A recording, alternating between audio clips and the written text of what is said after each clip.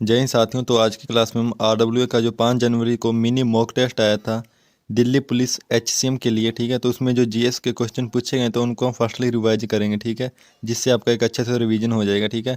और आप अपना स्कोर कमेंट बॉक्स में ज़रूर बताना, ठीक है। और इसका पीडीएफ भी आपको हमारे टेलीग्राम ग्रुप में मिल जाएगा। तो आइए शुरू करते हैं आज की क्लास, और लाइक शेयर कमेंट कर देना। तो पहला क्वेश्चन है, चिल्का झील निम्नलिखित में से किस पक्षी या जंतु के लिए प्रसिद्ध है? तो इसका हो जाएगा ऑप्शन नंबर बी, राजहंस के लिए ये प्रसिद्ध है, ठीक है, राजहंस के लिए।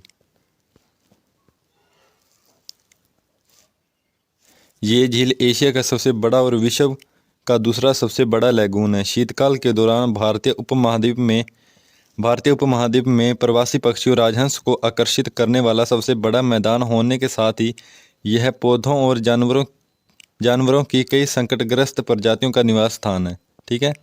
वर्ष 1981 में इस झील को रामसर कन्वेंशन के तहत अंतर्राष्ट्रीय स्तर का पहला भारतीय आर्द्रभूमि नामित किया गया था, ठीक है। 1981 में इसे रामसर कन्वेंशन के तहत अंतर्राष्ट्रीय स्तर का पहला भारतीय आर्द्रभूमि नामित किया गया था, ठीक है, 1981 में।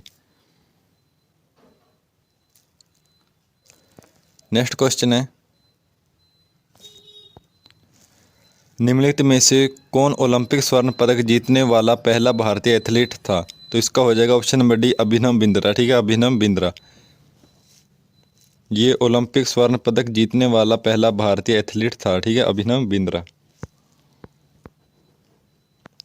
अभिनव बिंद्रा एक भारतीय निशानेबाज हैं जो 2008 के बीजिंग ओलंपिक में पुरुषों की 10 मीटर एयर राइफल स्पर्धा में व्यक्तिगत स्वर्ण पदक जीतने वाले पहले भारतीय बने। अभिनव बिंद्रा की किताब a shot at history my obsessive journey to Olympic gold है, ठीक है, यह उनकी आत्मकथा है। ये उन्होंने खेल लेखक रोहित बैजनाथ के साथ मिलकर लिखा, ठीक है, उनकी आत्मकथा को। नेक्स्ट क्वेश्चन है, राष्ट्रों में वैश्वीकरण को बढ़ावा देने वाले विश्व व्यापार संगठन की स्थापना किस वर्ष की गई थी? तो ये 1995 में इसकी स्थापना की गई थी, ठीक है, 1995 में, ऑप्शन नंबर बी।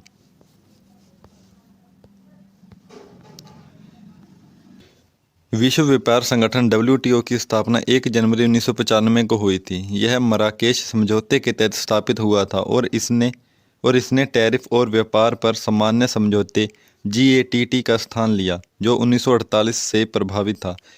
इसकी स्थापना जिनेवा, स्विट्जरलैंड में हुई थी, ठीक है। विश्व व्यापार संगठन की स्थापना 1 जनवरी 1995 को हुई थी। नेक्स्ट क्वेश्चन है, भारतीय संविधान के किस अनुच्छेद में देश की रक्षा करने और आह्वान किए जाने पर राष्ट्रीय सेवा करने के मौलिक कर्तव्य का उल्लेख किया गया है? तो इसका हो जाएगा ऑप्शन नंबर ए, अनुच्छेद 51A(d) में, ठीक है, अनुच्छेद 51A(d) में इसका उल्लेख किया गया है।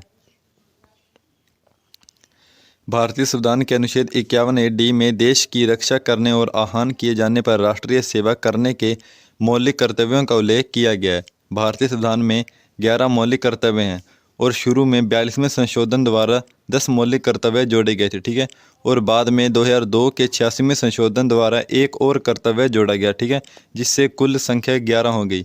ये कर्तव्य संविधान के भाग 4A के अनुच्छेद 51A के तहत सूचीबद्ध है, ठीक है।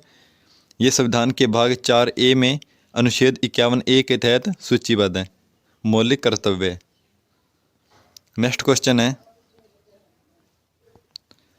भारत के नियंत्रक एवं महालेखा परीक्षक की किसी राज्य के लेखों से संबंधित रिपोर्ट निम्नलिखित में से किसे सौंपी जाती है? तो इसका हो जाएगा ऑप्शन नंबर ए, संबंधित राज्य के राज्यपाल को ये रिपोर्ट सौंपी जाती है, ठीक है, संबंधित राज्य के राज्यपाल को। भारत के नियंत्रक एवं महालेखा परीक्षक की किसी राज्य के लेखों से संबंधित रिपोर्ट राज्य के राज्यपाल को सौंपी जाएगी। राज्यपाल उस रिपोर्ट को राज्य के विधानमंडल के समक्ष रखवाएंगे, ठीक है। नेक्स्ट क्वेश्चन है, मार्च 2025 में किस भारतीय राज्य ने मानव अंग और उत्तक प्रतिरोपण अधिनियम लागू किया?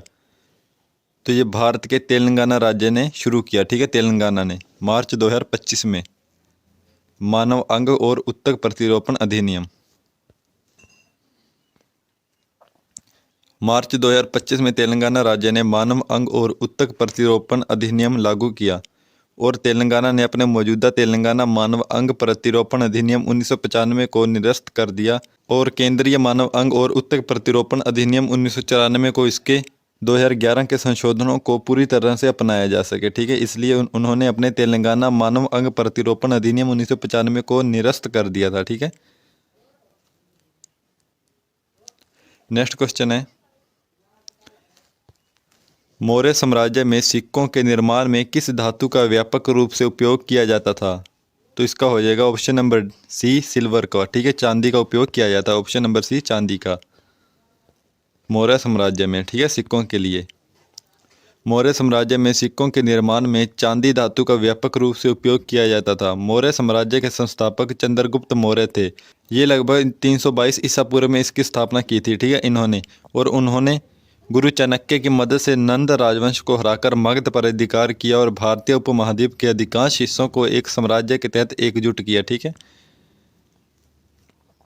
नेक्स्ट क्वेश्चन है, हाल ही में दक्षिण पूर्व एशिया के सबसे बड़े अंतर्राष्ट्रीय बौद्ध आयोजन अंतर्राष्ट्रीय त्रिपिटक जप समारोह की मेजबानी कौन सा देश करेगा? तो इसका हो जाएगा ऑप्शन नंबर सी, इसकी मेजबानी भारत करेगा। ठीक है, भारत हाल ही में फिर दक्षिण पूर्व एशिया के सबसे बड़े अंतर्राष्ट्रीय बौद्ध आयोजन की मेजबानी करेगा। ठीक है, भारत। अगला है, वारली चित्रकला में उस प्रक्रिया को क्या कहा जाता है जिसमें पृष्ठभूमि तैयार करने के लिए उस गाय के गोबर और पानी से लेपा जाता है? ठीक है, उसे गाय के गोबर से और पानी से लेपा जाता है, तो इसे कहा जाता है लिपाने। ठीक है, ऑप्शन नंबर सी, लिपाने कहा जाता है। ठीक है, लिपाने। वारली चित्रकला में पृष्ठभूमि तैयार करने के लिए उसे गाय के गोबर और पानी से लेपने की प्रक्रिया को पारंपरिक रूप से लिपाने कहा जाता है। ठीक है, लिपाने। नेक्स्ट क्वेश्चन है, निम्नलिखित में से कौन सा भारत में लगाया जाने वाला अप्रत्यक्ष कर है? तो इसका हो जाएगा ऑप्शन नंबर सी, वस्तु एवं सेवा कर। ठीक है, ये एक अप्रत्यक्ष कर है, वस्तु एवं सेवा कर।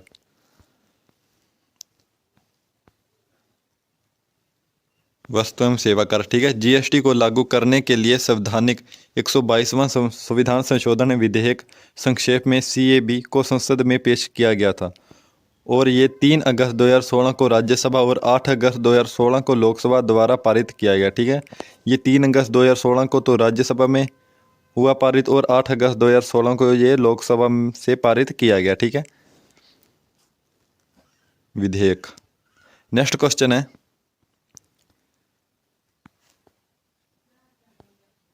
भारत में राष्ट्रीय एकता दिवस डैश को समर्पित किया जाता है? तो ये सरदार वल्लभ भाई पटेल को समर्पित किया गया है। ठीक है, भारत में राष्ट्रीय एकता दिवस सरदार वल्लभ भाई पटेल को समर्पित किया गया है। Option number C. भारत में प्रत्येक वर्ष सरदार वल्लभ भाई पटेल के जन्म दिवस 31 अक्टूबर को राष्ट्रीय एकता दिवस के रूप में मनाया जाता है। इसका उद्देश्य लोगों को एकजुट करना तथा समाज के उत्थान के लिए सरदार पटेल के विचारों से अवगत कराना है। ठीक है, ये 31 अक्टूबर को मनाया जाता है। ठीक है, प्रत्येक वर्ष। नेक्स्ट है, भारत के निम्नलिखित में से किस क्षेत्र में उष्णकटिबंधीय सदाबहार वन पाए जाते हैं? तो इसका हो जाएगा ऑप्शन नंबर सी, पश्चिमी घाट में। ठीक है, ये पश्चिमी घाट में पाए जाते हैं। उष्णकटिबंधीय सदाबहार वन मुख्य रूप से उन क्षेत्रों में पाए जाते हैं जहां 200 सेंटीमीटर से अधिक वार्षिक वर्षा होती है और तापमान 15 से 30 डिग्री सेल्सियस के बीच रहता है। खासकर भूमध्य रेखा के पास ये वन अत्यधिक जैव विविधता वाले होते हैं। भारत में उष्णकटिबंधीय सदाबहार वन पश्चिमी घाट, अंडमान और निकोबार द्वीप समूह, उत्तर पूर्वी क्षेत्र जैसे असम और प्रायद्वीपीय भारत के तटों पर पाए जाते हैं। ठीक है, इसका हो जाएगा ऑप्शन नंबर सी, पश्चिमी घाट में ये पाए जाते हैं। ठीक है, पश्चिमी घाट में। नेक्स्ट क्वेश्चन है, बैंकिंग सुधार 1991 के आर्थिक सुधारों का हिस्सा थे। निम्नलिखित में से किस समिति ने 1991 में बैंकिंग क्षेत्र के उदारीकरण की अनुशंसा की थी? तो इसका हो जाएगा ऑप्शन नंबर डी, नरसिम्हन समिति ने। ठीक है, ऑप्शन नंबर डी, नरसिम्हन समिति ने इसकी अनुशंसा की। ठीक है, बैंकिंग सुधार 1991 के आर्थिक सुधारों का एक अभिन्न अंग थे। नरसिम्हन समिति ने 1991 में भारतीय बैंकिंग क्षेत्र के उदारीकरण की अनुशंसा की थी। केलकर समिति का गठन 2015 में किया गया था, जिसका उद्देश्य भारत में सार्वजनिक निजी भागीदारी पीपीपी मॉडल की समीक्षा करना और उसमें सुधार और उसमें सुधार के लिए सिफारिशें देना था। इस समिति के अध्यक्ष डॉक्टर विजय केलकर थे। रंगराजन समिति भारत में गरीब के आकलन की पद्धति की समीक्षा करने के लिए 2012 में गठित एक समिति थी, जिसकी अध्यक्षता आरबीआई के पूर्व गवर्नर सी रंगराजन ने की थी। ठीक है। नेक्स्ट क्वेश्चन है, हाल ही में रैलाने उत्सव कहाँ मनाया गया है? रैलाने उत्सव तो ये हिमाचल प्रदेश में बनाया गया। ठीक है, रैलाने उत्सव हिमाचल प्रदेश का ये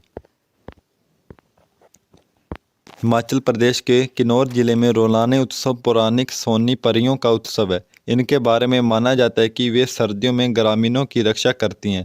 इस उत्सव में रोला और रोलाने नामक दो पुरुष नागी नारायण मंदिर में प्रतीकात्मक अनुष्ठान और नृत्य करने के लिए मुखौटे और पोशाक पहनते हैं। इसकी शुरुआत एक दिलचस्प घोषणा से होती है, दो पुरुषों का विवाह होगा। ठीक है, इससे इसकी शुरुआत होती है। नेक्स्ट क्वेश्चन है, बास्केटबॉल में जब कोई खिलाड़ी फ्री थ्रो लेता है तो उसे गेंद छोड़ने के लिए कितने सेकंड के भीतर प्रयास करना होता है? तो उसे 10 सेकंड के भीतर प्रयास करना होता है। ठीक है, ऑप्शन नंबर बी 10 सेकंड के लिए। बास्केटबॉल में एक फ्री थ्रो करने वाले खिलाड़ी को गेंद मिलने के 10 सेकंड के भीतर गेंद छोड़नी होती है। इस समय सीमा के भीतर खिलाड़ी को गेंद को बास्केट में फेंकना होगा या रिंग को छूना होगा, यह सुनिश्चित करते हुए कि वह फ्री थ्रो लाइन को पार न करे। ठीक है, और इसके लिए उसको 10 सेकंड के भीतर गेंद छोड़नी होती है। नेक्स्ट क्वेश्चन है, निम्नलिखित में से भारत का कौन सा राज्य कम जनसंख्या घनत्व वाला है? तो इसका हो जाएगा ऑप्शन नंबर ए राजस्थान राज्य। ठीक है, राजस्थान राज्य भारत का कम जनसंख्या घनत्व वाला राज्य है, राजस्थान। दिए गए विकल्पों में से राजस्थान का जनसंख्या घनत्व सबसे कम है। 2011 की जनगणना के अनुसार राजस्थान का जनसंख्या घनत्व लगभग 201 व्यक्ति प्रति वर्ग किलोमीटर है, जबकि केरल का 860, बिहार का 1106 और पंजाब का 551 है। ठीक है, भारत का सबसे कम जनसंख्या घनत्व वाला राज्य अरुणाचल प्रदेश है, जहां 2011 की जनगणना के अनुसार प्रति वर्ग किलोमीटर केवल 17 लोग रहते हैं। ठीक है, अरुणाचल प्रदेश में, और इसका घनत्व भारत के सभी राज्यों से कम है। ठीक है, अरुणाचल प्रदेश का। नेक्स्ट क्वेश्चन है, निम्नलिखित वन्यजीव अभयारण्यों ए को उनके संबंधित राज्यों बी से मिलाइए। ठीक है, तो इसका हो जाएगा ऑप्शन नंबर ए। इसका आंसर देखते हैं, गांधी सागर वन्यजीव अभयारण्य मध्य प्रदेश में है, सोनाई रूपाई वन्यजीव अभयारण्य असम में है, और कैमूर वन्यजीव अभयारण्य बिहार में है, एतु नागाराम वन्यजीव अभयारण्य तेलंगाना में है। ठीक है, नेक्स्ट क्वेश्चन है,